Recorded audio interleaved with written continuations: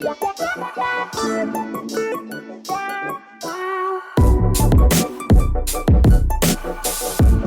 right, guys, we just wrapped up E3 for one, and to wrap it off, we started with Dying Light 2. We ended with Dying Light 2. Honestly, I played Dying Light, the first one. It's a lot of fun. It's an open world game, very fun. It's parkour, it's zombies, it's a lot of things that I like in video games, all mixed into one. Calvin, you played Dying Light, right? Yeah. What did you think of Dying Light 2?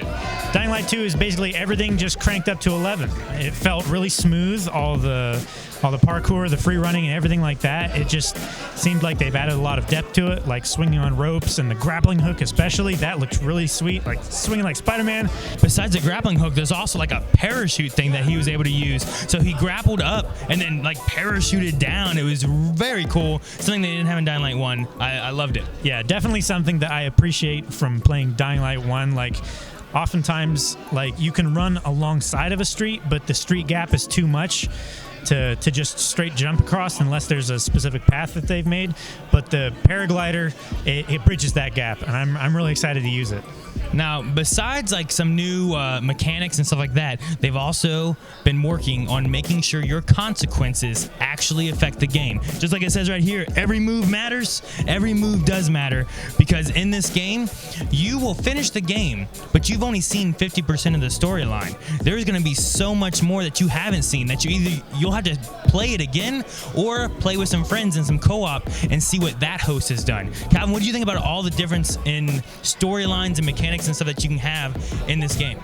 As far as like having the single player role-playing experience and having the choice to decide where your story goes and be the driving force behind the plot and everything, I think it's amazing. I think it's the perfect blend of replayability and deciding exactly where you want your story to end up.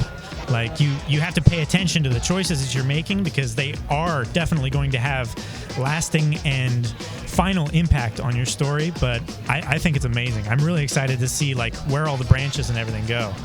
Now, in the storyline that we got to see, we chased down a truck because they shot one of our mentors.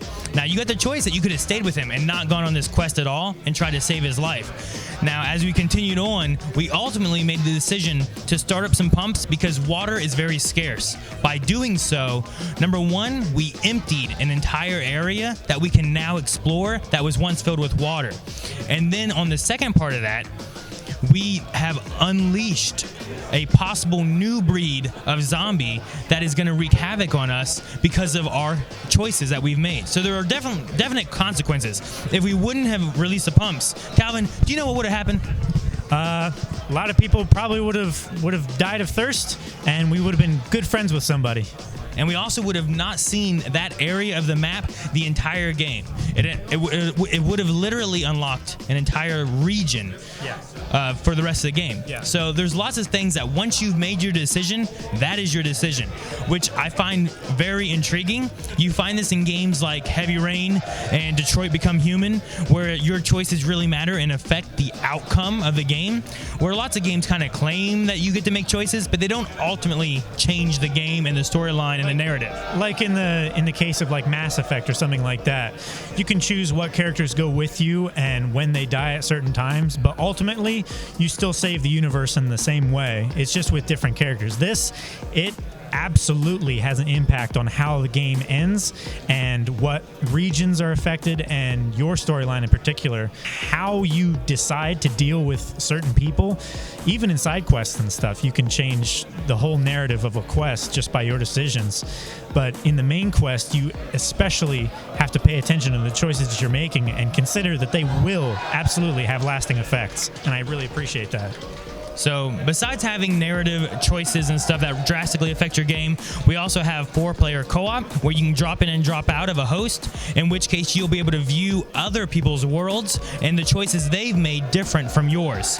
And then besides that, we also have a very fluid parkour with very, I don't know, there's a lot of different things they've added in, from grappling hooks to paragliders, and of course the typical like wall running and that kind of thing. So there's a lot of really cool things in this game. I expected it kind of to just be a rehash of the first one with maybe a new story, but it looks like they've added a lot of new stuff that I'm really excited for.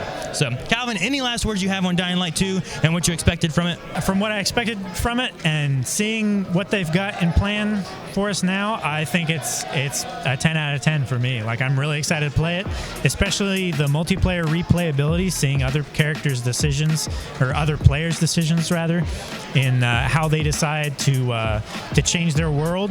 I'm definitely going to play this single player all the way through and see how I end up, and then I'm going to play it with multiplayer and see how they choose to alter their world.